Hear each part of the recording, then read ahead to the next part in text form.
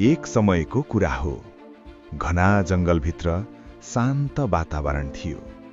त्यही जंगलमा धेरै जनावरहरू मिलेर बस्दथे।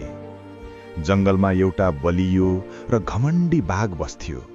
उसलाई आफ्नो शक्तिमा धेरै घमण्ड थियो।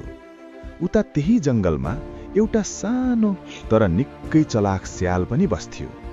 स्याल कमजोर भए पनि उसको दिमाग निकै तेज थियो। एक दिन बाघलाई धेरै भोक लाग्यो। उसले स्याललाई देखेर सोच्यो, आज त यसैलाई खाएर पेट भर्छु। बाघ स्यालतिर गर्जदै आयो। स्याल डरायो, तर उसले तुरुन्तै दिमाग चलायो। स्यालले बाघलाई भन्यो, हे बाघराज, मलाई खानु अघि एकपटक त्यो इनारतिर हेर न, त्यहाँ तिमी भन्दा अझ ठूलो र बलियो बाघ बसेको छ। बाघले अचम्म मान्दै सोध्यो, के भनिस्, म भन्दा ठूलो बाघ? स्यालले भन्यो, हो, विश्वास लाग्दैन भने आफै आएर हेर। त्यसपछि स्याल बाघलाई लिएर इनारको छेउमा पुग्यो। स्यालले तल पानीतिर देखाउँदै भन्यो, हेर न, त्यही हो तिमी भन्दा ठूलो बाघ। बाघले इनारभित्र हेर्दा पानीमा आफ्नै प्रतिबिम्ब देख्यो, तर उसले त्यो आफ्नै छाया हो भन्ने बुझेन। उसलाई साँच्चै अर्को बाघ छ भन्ने लाग्यो।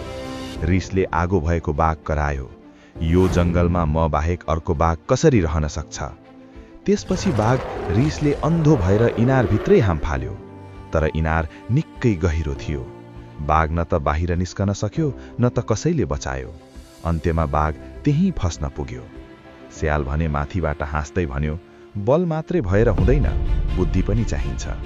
यसरी चलाक स्यालले आफ्नो बुद्धिको प्रयोग गरेर बलियो बाघलाई उल्लु बनायो र आफ्नो ज्यान जोगायो। कथाको शिक्षा, बुद्धि बलभन्दा ठूलो हुन्छ।